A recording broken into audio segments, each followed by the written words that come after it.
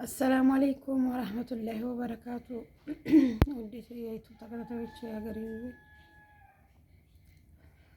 አላህ ይጠብቃችሁ በያላችሁበት ያ ረብ ሙስሊም ክርስቲያን በክፉ አይንካችሁ። እና ፋጥማ ነኝ እንደምታውቁኝ፣ ማታውቁኝ ደግሞ አላያችሁ ካላችሁ ፋጥማ ነኝ እና በባለፈው ካንሰር ታምሜ ተሰቅዬ የመጣሁት ማለት ነው። እና እስቲ አሁን አንዳንድ ነገር አወራችኋለሁ እንዴት እንደሰነበትኩም ያለሁበት ሁኔታ። ዩቲዩብን ደግሞ ላይክ እያደረጋችሁ ጀምሩ፣ ላይክ አድርጉልኝ። እና እንደዛ ነው ብላችሁ ያለሁት ያው ጅማ ነው፣ ገና ነኝ። ሕክምና ጨርሻለሁ፣ ግን ውጤት ገና ተመርምሬ ካንሰሩ እጢው ምን ደረሰ የሚለው ይታያል። አሁን ከወር ከምናምን በኋላ ሲቲ ስካን አለኝ። ሲቲ ስካን ተነስቼ ይታያል። በጨረር ስታከም ከረምኩኝ። ጨረር ሕክምና 7 ሳምንት ለ35 ጊዜ ማለት ነው። እና በጣም ከባድ ነው። አሁን ደግሞ የዛኔም ከባድ ነበር። ምግብ አስብለኝ ጉሮሮ ላይ ነው የማታውቀው። ቆይ ጉሮሮ እንዲሞታ ምን ላደርግላችሁ? ወደ ፎቶውን አሳያችኋለሁ እንዴት ሰው እንደነበር አንገቴ ማለት ነው። ያውንም አብጧል። ይሄ አንገቴ እንደለ ያበጠ አልሐምዱሊላህ ለኩላህ እንግዲህ ሲያደረሰ ጌታ ላይ ያውቅልኛል። እና ልላችሁ የምፈልገው የዛን ጊዜ ስመጣም ከባድ ነበር። ወተት ብቻ ነበር ስጠጣ የነበርኩት። አሁን ደግሞ የዛኔስ ቢያንስ ገና ሕክምናው ነኝ። አሁን ሕክምናውን ከጨረስኩ እንግዲህ ከጨረሩም ኬሞም ተተቋረጠ። አሁን ወር አለፈው። ወር ከ14 ቀን ነው ዛሬ ተተቋረጠ ማለት ነው። ግን እንትኑ የህመሙ በፊቱ ሳይሆን ይሄኛው የጨረሩ ሳይድ ኢፌክት ነው አሉኝ። ሂጄ ነበርና እና በጣም አመመኝ። የቶንሲል ቦታ እንጥላችን ያለበት አካባቢ ያቁስል ነው ሁልጊዜ አይጠፋም። ያፌ ደግሞ በርበሬ ነገር ሎሚ ነገር አይታሰብም። ለምሳሌ አሁን እንጀራው ሲነካው ራሱ ቅጥል ነው የሚያደርገኝ። አሁን ትንሽ የሚሻለኝ ያልቦካ ነገር ነው እንግዲህ በቃ እንደዛ ነው። ምላሴ ደግሞ ድርቅ ይላል። እንትን ጨረሩ የመተና አንደኛው ጨረሩ ደግሞ ችግሩ የምራቅ አመንጭ ሴሎች ነው። ሴሎች ይመታሉ አብረው። አሁን በአሁኑ ሰዓት እያመነጩ አይደለም ቆመዋል። ምራቅ የለውም አፌ። የሆነ ነገር ትንሽ ጠጤት እያደረኩ እዛው ላይ እንደዛ ነው እንጂ ዝም ብዬ ማውራት ነው አልችልም። ኩም ይላል አፌ ድርቅ ይላል።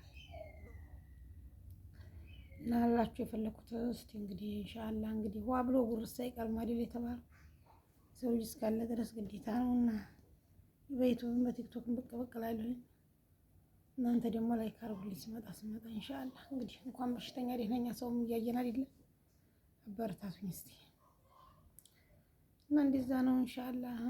ያው እንግዲህ አላህ ያመጣውን መቻል ነው። አላህ ቻለው ያለው ይደርሳል። አልሐምዱሊላህ ረብል ዓለሚን። እኔ እንደዛ አልነበረም ሀሳቤ። እኔ ልጆችን አሳድጋለሁ ብዬ ነበር ሰው ሀገር የተመለስኩት። እንግዲህ ያለ ይሻውን ሰራ። አልሐምዱሊላህ ረብል ዓለሚን። እና ደግሞ እናንተ ራሳችሁን ጠብቁ ነው የምለው። ራሳችሁን ጠብቁ። ያው እንግዲህ አላህ ይሻው ነው የሚሆነው።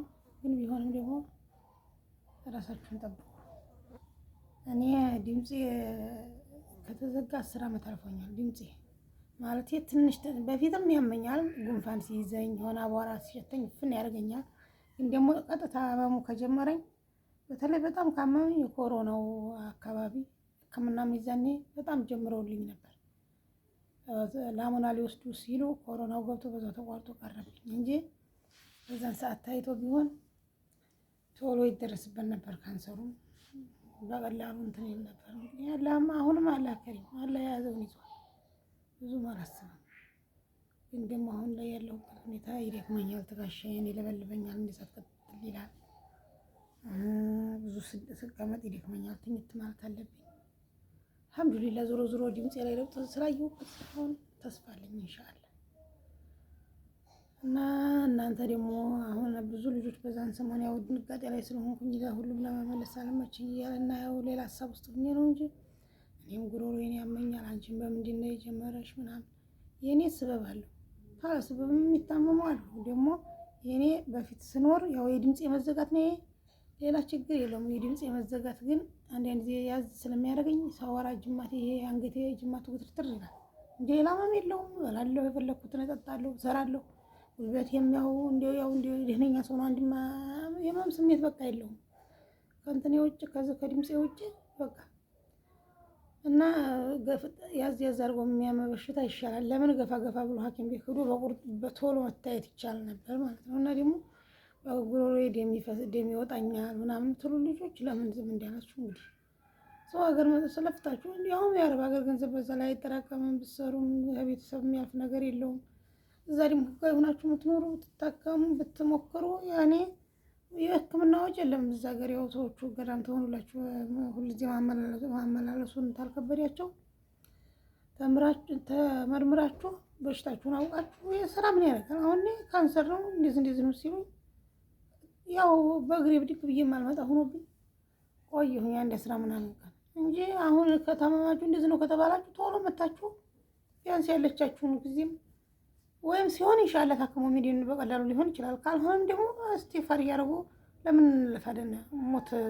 ሞት ከሆነ የለፋንበት ማንጠቀምበት ከሆነ አንዲዛ ነው ብዙ ልጅ የብዙዎቹ ሪከርዳቸውን ጽሁፋቸውን እስካሁን አለ እንደዛ እያሉ ማለት ነው። በጭንቀት ለፈነዳ ነው ምንድነው ምክንያቱ ንገሪን። የኔ ምክንያቱ የንብግር ወቅቱኝ ነው። የንብግር በ13 ዓመት የዛሬ 20 ዓመት ማለት ነው። እና አልሐምዱሊላህ አላኩልህ አላህ ሸው አይቀርም። ግን ደግሞ አላህ ጋር ሰበብ ማድረስ በዛ ላይ ደግሞ ከታመሙ ቶሎ መታከም ሰበብ ማድረስ ማለት ሕክምናም ነው አንደኛው። እና እንደዛ አድርጉ። አላህ በያላችሁበት ይጠብቃችሁ። ለእኛም ለተለከፍነው አላህ ይድረስልን። እና ደግሞ ዩቱበሮች ዩቱብ የምትሰሩ ሰዎች ምናምን ሸርሸር አድርጉልኝና ዩቱብ መስራት ፈልጋለሁ። እንግዲህ እኔም ታለሁ እኔ እሰራለሁ ካለውም ልጆች ይሰሩበታል። ምክንያቱም የኢትዮጵያ ኑሮ ከባድ ነው። ምንም በምን ይኖራሉ? በጣም ከባድ ነው። አላህ አላቸው በእርግጥ ግን ደግሞ አላህም ሰበብ አድርሶ ስላለ እና ይሰሩበታል። እኔ ሲሆን እኔ እቆያለሁ ኢንሻአላህ ቢኢዝኒላህ ከሪም። እና እንደዛ ነው የምላችሁ ውዶቼ። አላህ ይጠብቃችሁ፣ አላህ ይጠብቃችሁ፣ አላህ ያሽረኝ። እኔ ወላሂ ላዚም በዚህ ሰዓት ዱአ የተጨነቀ ሰው ዱአ ይደርሳል ስለሚሉ ያ ረቢ የተጨነቀውን እንዲሁ በዓለም ላይ ያለውን ሁላ ጭንቀቱን አንተ ፈርጀው፣ ያዘነልኝን ዱአ ያደረገልኝን በገንዘብ የረዳኝን አንተ ድረስላቸው ነው እያልኩ ነው ዱአ ማድረግ። ወላሂ ለራሴ ብቻ ዱአ አላደርግም። ለምን አላህ የሚሰማኝ ከሆነ ዱአ ባረኩበትም አጅርም አለኝ ለሰዎቹ ሁላ ዱአ ባረኩበት። እና እንደዛ ነው ብላችሁ እንግዲህ አላህ ከሪም እስቲ በዱአችሁ አትርሱኝ። በተለይ መካ ምናምን ከአባ ስትሄዱ ዱአ አድርጉልኝ እስቲ ኢንሻአላህ። አላህዬ ያው እስካሁን ዱአ እያደረጋችሁልኝ ነው። አሁን ዱአ አትርሱኝ። አሁን ደግሞ ውጤቴ ጥሩ ነው እንዲባል አላህ እኮ ለእኛ ለሰው የከበደ የሚመስለው አላህ ቀላል ነው። አላህ እኮ ብሎ የሚያደርግ ጌታ ነውና ይሄ በሽታ ለቆሻል ተብዬ እንዲሁ ያ ረቢ እንዲሁ ልጆችን እያሳደኩ በሰላም እንዲኖር አላህ ይርዳኝና ዱአ አድርጉልኝ ነው የምላችሁ። እኔም ዱአ አደርግላችኋለሁ። አላህ ይጠብቃችሁ። ዩቲዩቤን ደግሞ እስከ መጨረሻው እያያችሁ ላይክ አድርጉልኝ። እመጣለሁ ብቅ እላለሁ። ያው ዘጠኛው ባልነሳ ደስታ ይዞኝ ስምንት ነው የሚለው ወደ መሬት እና አልሐምዱሊላህ ረብል ዓለሚን። እንግዲህ አላህ የሻውን ነው የሚያደርገውና እንደዚህ ሆኗል። አልሐምዱሊላህ። ያላ አሰላሙ አለይኩም ወራህመቱላሂ ወበረካቱ።